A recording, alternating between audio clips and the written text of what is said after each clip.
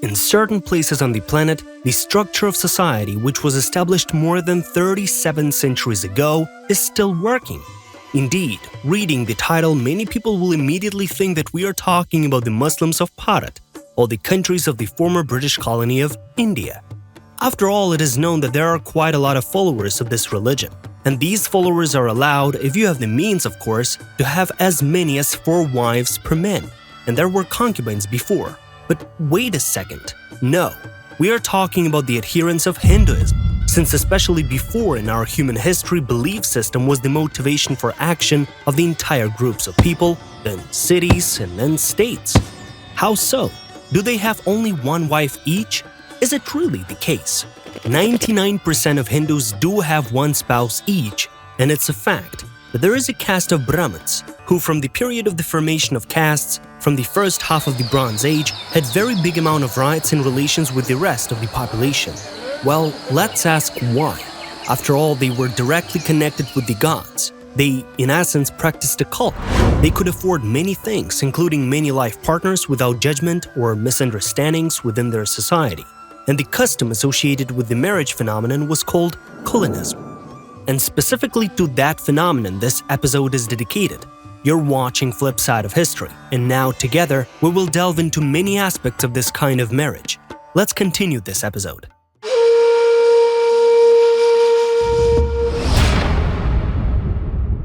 The family relations forms of Indo-Aryan ethnic groups since antiquity. A branch of the Indo-Iranians also went towards the Indus, and then on and on. The entire process started around the 17th century BC and lasted for many centuries forward. The early colonists, who created a number of principalities, Rajasthans or Rajasthans, tried to preserve genetic purity, as well as the preservation of religion and undoubtedly traditions. For this purpose, the Vedas were created. In short, these are hymn books as well as holy papers transmitted within the priestly caste, namely Brahmins, which also prescribed from ancient times the preservation of a core social structure of society. Over time, even writing appeared in 5th century BC. These people, the Brahmins, also preserved the language of the time when South Asia was just colonized, Sanskrit, and then the traditions were preserved by writing it. In its core, Hinduism is based on the ancient religion of the Vedas, or Vedism. Cults of the relict population grew on the Vedic backbone, and also some precepts of Buddhism, which, by the way, was also born in Bharat. As a result, it turns out that the main stratum of population in Vedism, the Brahmins, automatically extended their spiritual power in Hinduism, the belief prevailing in many areas of South Asia. Any Varna of South Asia is, first of all, Yati, or Jati, literally meaning by birth. Was the status of a Brahmin prescribed in the Vedas as a man who had the right to many wives at a single time? Was it? Not really, because the first Brahmins did not appear until the 12th century. But this is when it comes to Bengal. Brahmin is everything. One touch with this divine being is the key to good luck and health, especially if you're an individual of the fair sex in the lands where, in many cases, very sadly, but girls were simply disposed of at their birth. Let's talk about the following. Kulunism. Etymology, early and much later definition. Kulin Pratha, in Western manner simply Kulunism, is translated from Sanskrit as the practice of Kulin, where Kulin itself is just a collection of all the rites which are adherent to the caste. So the etymology of the term doesn't explain anything to us to interpret it in a specific way. What matters is respect for birth-given rights. Other Varnas also have their own Kulin Pratha. Kshatri, warriors starting with the Raja. Vaishya, free community members engaged in agriculture, trade, and crafts. And Shudra, people who, by ethics of limited rights, could only do the dirtiest possible work.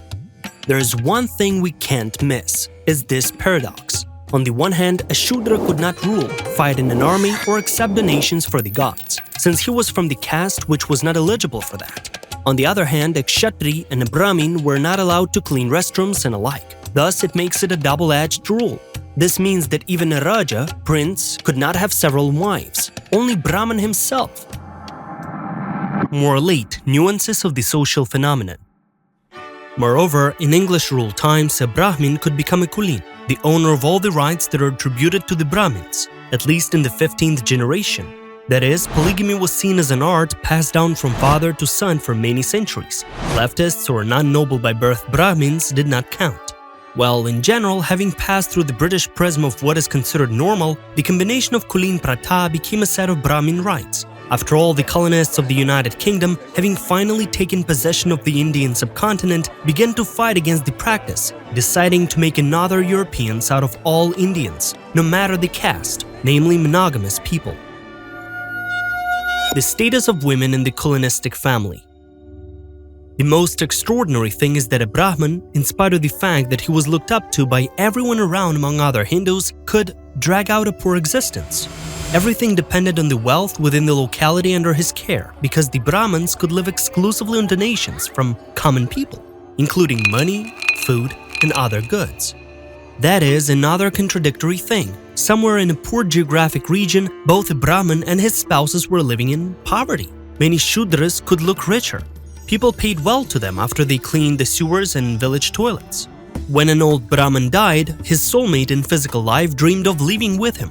Otherwise, she had to somehow survive on her own, since faith could not be betrayed by any means. People would find out and condemn even outside of that village. And what if she also had children? And what if a lot of them? Another way of phrasing it, it was truly an authentic dead end. The farther people made off from traditional values, the less interested they were in the fate of wives of Brahmins. In ancient times, the whole settlement was fully prepared to feed and cherish those Brahmanical widows, who still did not want to go to the funeral pyre. As a general rule, they were mothers of young children, so the children would not be left without a mother. But that's not the whole spectrum of problems. In the 19th century, such poor souls were finally allowed to get married. But you have already understood that these rules are exclusively for the people of the Brahmanical race, and they comprised a very small percent of the population within a certain areas. Also, men live less than women. That is, these women had no choice other than to go to the harem for the second time, where there is by then a wife. Men openly took advantage of this. Women literally swam into their arms. Such people felt like they are great Rajas or Brahmins themselves, but obviously at home. As you may have guessed by now, these were primarily the daughters and granddaughters of the Brahmins themselves. Compared to the other castes, the Brahmins could be counted on fingers, and we are talking about not so small areas. Can you imagine? There are only 2 of them in certain areas in India. Well, without a doubt, the family of one of these patriarchs will pass off all their daughters as descendants of the other, and on the contrary, the other will transfer the maidens to the family of the first. Thus, the purity of the aristocratic caste was preserved. Furthermore, in the south of the Indian subcontinent are most of the Brahmins. As the second Brahmin clan was not found there, all the daughters, descendants, were sent to the north of the Indian subcontinent, somewhere in the middle of the division of the Indian subcontinent, to Indo-European peoples of this region, rather than keep them only among Dravidian peoples. Well, you might be curious about this. What if Brahmanical virgins did fall into the hands of representatives of other castes, or even the caste of untouchables? That's where it all ended for her. If a girl gave birth to a child with someone of untouchables, for instance, then she is already a cut slice for the members of the top of society. In order to be on the safe side, or to accustom them to the right sort of husband, girls were given away as wives, as it should be in Indian society, with an expensive dowry, very long before puberty. Many years before puberty. Otherwise, after the age of 13, it will be too late. She will fall in love with someone wrong and spoil herself. This understanding of life and growth of one's mindset is strict in India. Did the Brahmin family run out of free suitors? At that time, the daughters were distributed among their families in the so-called second circle. That is, each of the clan already had several wives. Well, mostly we talked about the center as well as north of India, but what about the southern part? And in the south, where people of the highest Vedic sort became generally a rarity, there were even a lot of girls in the harem of decrepit old men. What difference does it make if he is a Brahmin, despite him being outwardly old, physically weak men? It means that grace and spiritual connection still is coming out from him. Was this custom faced with confrontation? What is happening today? The answer is a huge yes. Back in the days of the British, at the end of the 19th century, in the colony of India, polygamy was forbidden by official law. However, you can't get enough inspectors for every village to check who complies with the law and who doesn't. More so, there are such corners where even a local policeman cannot and could not set a single foot.